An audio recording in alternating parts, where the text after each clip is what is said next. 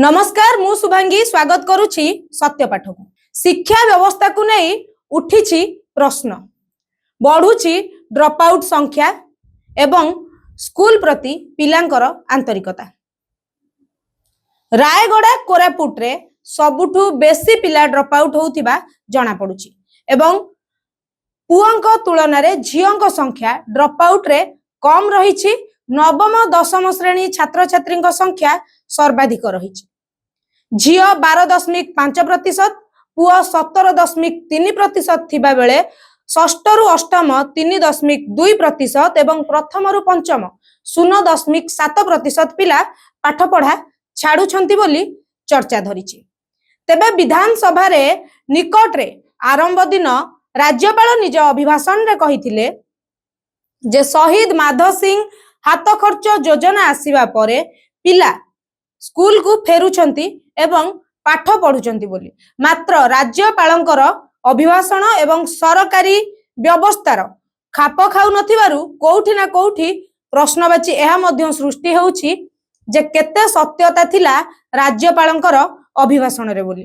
पूर्वरु drop out rate थिला 12% एवं वर्तमान एहा 15% रे पहुंची। कोरापुट रे 234 स्कूल रे क्लासरूम रो अभाव रही। रायगड़ा रे 209 स्कूल रे क्लास रूम रो अभाव रही एवं एही श्रेणी गृह अभाव भितरे सबुठु बड़ समस्या हेउछि गोटिए घरे एक रु अनेक श्रेणी रो पिला पढुचंती, जहाकु नै गतकाली विभागीय मंत्री एवं दुई विरोधी दलर विधायक माने निजर मंतव्य रखिछंती, जेउथिरे विधायक माने कड़ा समालोचना करिछंती शासक दल को। एपटे सबुठु बड़ प्रश्न उठुची जातीय शिक्षा नीति कथा कहूथिबा सरकार ड्रॉप आउट रो संख्या बढ़िबार समस्यार समाधान करूनाहांती काहींकी। राज्यपालंक अभिभाषण रे शिक्षार सफलता थिला, मात्र एहा केते सत थिला आकु नै वर्तमान सृष्टि होउची बड़ प्रश्नवाची। तेबे आसंतु सुनिबा कौन कहते आकु नै विभागीय मंत्री एवं विरोधी दलर विधायक माने। जो अंचल जो केबिकी अंचल मान्यवर गणशिक्षा मंत्री बिलंग्स करुछंती सेही अंचल रे सर्वाधिक गोटे क्लासरूम रे क्लास हवा आपण देखिथिबे। गोटे क्लासरूम रे माने बालबाटिकारु आरंभ करी पंचम पर्यंत किंबा बालबाटिकार आरंभ करी अष्टम पर्यंत मध्य गोटे गोटे क्लासरूम रे क्लास होउची। तो चिंता करंतु शिक्षार अभिवृद्धि राज्य में किभली भाव में होउची। रंगबोला चली किंतु शिक्षक पदवी पूरण हो पारु नाही। रंगबोला चलची किंतु एठी गोटे क्लासरूम रे विभिन्न क्लास रे होउची। तो आपण चिंता करंतु रायगड़ा रे 234 रु अधिक स्कूल कोरापुट रे 234 रु अधिक स्कूल, रायगड़ा रे 209 रु अधिक स्कूल, समग्र ओडिसा रे 1898 माने पाखापाखि 1900 स्कूल रे गोटे क्लासरूम रे संपूर्ण क्लास चलची। आज्ञा की आवश्यक थिला ए बाल बाटिका को माने प्राइमरी सहित जोड़ीबार।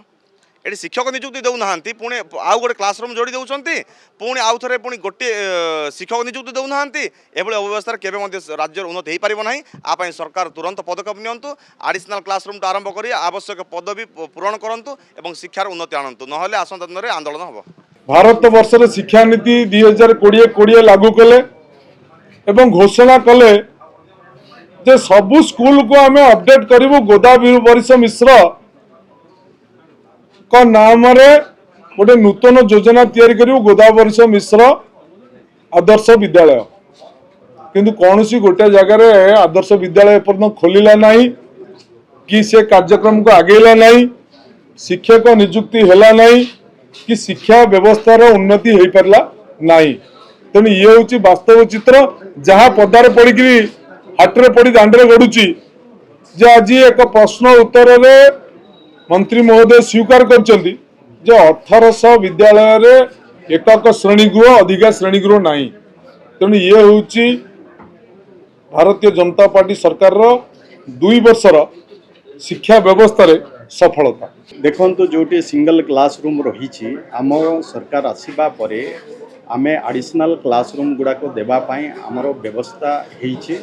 आमे जो बीजीबीए रू भी एडिशनल क्लासरूम देइछे एवं आम विभाग तरफ अनेक जगह जहाँ जहाँ भी जो ନାହିଁ କ୍ଲାସରୁମ୍ ଯଦି ପ୍ରପୋଜାଲ ଆସୁଛି ସେଗୁଡ଼ାକରେ ନୂଆ କ୍ଲାସରୁମ୍ ଦେବା ପାଇଁ ବି ବ୍ୟବସ୍ଥା ଆମେ କରୁଛେ। ସରକାର ଡ୍ରପ୍ ଆଉଟ୍କୁ ରଖିବା ପାଇଁ ଏବଂ ସମସ୍ତେ ବିଦ୍ୟାଳୟକୁ କେମିତି ଆସିବେ, କେତେ 18 ବର୍ଷ ପର୍ଯ୍ୟନ୍ତ କେତେ ପିଲା ଯେଉଁମାନେ କି ବିଦ୍ୟାଳୟକୁ ନ ଆସି ଘରେ ରହିଛନ୍ତି ତା ପାଇଁ ଚାଇଲ୍ଡ ଟ୍ରାକିଂ ସର୍ଭେ ହେଉ ଏବଂ ପିଲାମାନଙ୍କୁ ବିଶେଷ କରି ଉତ୍ସାହିତ ହେଇକି ବିଦ୍ୟାଳୟକୁ ଯେମିତି ଆସିବେ ତା ପାଇଁ ଆମର ବି ପ୍ରବେଶ ଉତ୍ସବ ଖଡ଼ିଛୁଆଁ ଉତ୍ସବ ଏବେ କରାହେଉଛି। ଲାଗୁଛି ଆଗାମୀ ଦିନରେ ସମସ୍ତେ ଶିକ୍ଷା ପ୍ରତି ସଚେତନ ହେବେ।